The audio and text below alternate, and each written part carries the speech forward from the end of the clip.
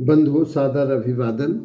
आध्यात्म का क्षेत्र या धर्म का क्षेत्र इतना उर्वर उपजाऊ है कि वहाँ असत्य भी सत्य होकर सिद्ध हो जाता है। वहाँ अभिनय भी, वहाँ झूठ भी अंत में उपयोगी हो जाता है। इसी संदर्भ में एक कहानी मैंने सुनी थी। एक राजा ने अपने राजधानी के निकट एक तालाब का जीर्णोद्धार कराया और उस तालाब में देश विदेश की रंगीन सुंदर महंगी मछलियाँ मंगाई और पाली और बंधान पर लिखवा दिया मत्स्य आखेट निषेध, माने मछली मारना मना है, और लिखा मछली मारना अपराध है। पास ही के गांव में एक मछुआरा परिवार रहता था, जहां पीढ़ियों से मत्स्य व्यवसाय करना ही उनका लक्ष्य था। इसलिए वह गरीब मछुआरा अब दिन को न मछली मार के रात को मछलियों का शिकार करता।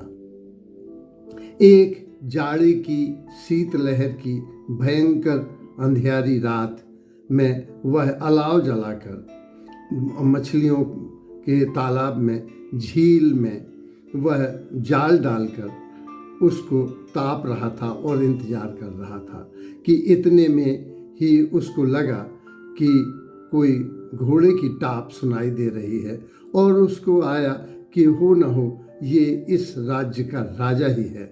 मैंने सुना है कि ये राजा अपने पहरेदारों को, चौकीदारों को जागता हुआ ड्यूटी पर देखता है और उनको समुचित देखभाल के लिए वो शायद इसी ओर आ रहा है। और घोड़े की ताप बड़ी तेज गति से सुनाई देने लगी। कालांतर में ये तेज और तेज हो गई घोड़े की टापें, और उसको लगा हो ना हो पक्का यहीं आ रहा है। राजा ने सोचा कि इतनी भयंकर शीतलहर में ये कौन इतनी सर्दी में बंधान पर आग जला रहा है। और घोड़ा, वो उत्सुकता बस उस ओर उसने घोड़ा मोड़ दिया और घोड़े की टापें और तेज हो गई। मछुआरा घबराया कि अब राजा आ रहा है, मैं मारा जाऊंगा। फिर उसे तरकीब आई कि यदि मैं भागता हूँ तो घोड़े के आगे कहाँ भागा जा सकता है। फिर आग जल रही है, ये प्रमाण है कि मैं कहीं इर्द गिर्द हूँ। उसे ध्यान आया कि मेरे गांव में एक साधु आए थे, वो लंगोटी पहने हुए थे, मैं भी लंगोटी पहना हूँ, ऊपर एक कुर्ता ही है। उसने जल्दी से वो कुर्ता निकाला और कीचड़ में गाड़ दिया और साधु की तरह अभिनय कर वह बैठ गया पद्मासन में। राजा आया, उसने दूर घोड़ा को बांधा और ध्यान से ऋषि को देखा। उसे लगा मेरे राज्य में इतने श्रेष्ठतम महानतम तपस्वी हैं, साधक हैं, ये इतनी रात को तपस्या कर रहे हैं। इसलिए उसने घोड़ा दूर बांधा और बड़ी धीमी गति से आया और साष्टांग प्रणाम किया। जैसे ही इसने मछुआरे ने आंखें खोली तो उसे लगा कि अरे राजा लेटा हुआ है। इनके दर्शन के लिए दिवाली दशहरा में जब सवारी निकलती थी तो हम दर्शनों के लिए तरस जाते थे, ये लेटे हुए हैं इसको। लेकिन राजा उठा ही नहीं। राजा चाहता था कि कोई ये संत अपनी समाधि खोले, आंखें खोले तो इनसे कुछ बात करें। जैसे ही उन्होंने आंखें खोली तो एकदम उसे ध्यान आया कि हाथ भी उठाना है। उसी तरह से उसने, जैसे महात्मा जी ने हाथ उठाया था, उसने हाथ उठाया और उसी तरह से कहा, बच्चा खुश रहो, बच्चा खुश रहो। तो राजा खड़ा हुआ और हाथ जोड़कर अनुनय विनय करने लगा कि मैं बड़ा सौभाग्यशाली हूँ कि मेरे राज्य में इतने बड़े संत, महात्मा, महंत लोग हैं और वे साधना में रत हैं।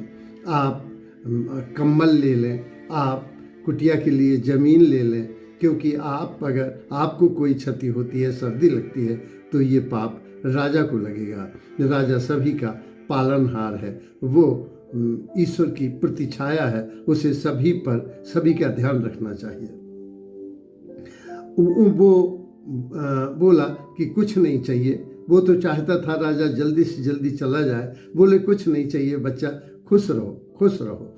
तो वो बोले राजपुरोहित का पद रिक्त है, आप महल चले और वहाँ पर विराजें और हम आपको राजपुरोहित पंडित नियुक्त करते हैं। इसको लगा कि अगर महल जाएंगे तो क्या रजाई गद्दा यहाँ जाड़े में मर रहे हैं, यहाँ क्या खा रहे हैं। वहाँ हलवा पूड़ी चमचम 6 प्रकार के 6 रस भोजन सुलभ होंगे। लेकिन उसे डर था कि पहचाने तो जाएंगे और पहचाने जाएंगे तो पन्हैया भी बहुत लगेंगे। परिणाम स्वरूप वह बोला बच्चा हमें कुछ नहीं चाहिए। राजन को लगा कि कैसा अनासक्त साधु है, कैसा समाधिस्थ साधु है। आज मैंने उसका मन प्रसन्न हो गया, मन प्रसन्न तन तेज विराजा कि आज मैंने किसी साधु के दर्शन किए। और उसने पुनः साष्टांग दंडवत की और वो चला गया। जाने के बाद उस साधु को ये लगा कि मैं एक क्षण के लिए साधु हो गया।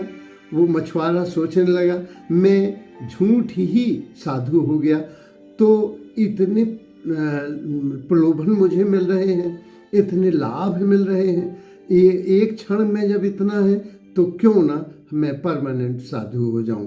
और उसने फिर न बुसेट निकाली अपनी, न कुर्ता निकाला, न झाल निकाला और वो साधु हो गया। इस तरह से अभिनय भी सिद्ध हुआ। धन्यवाद।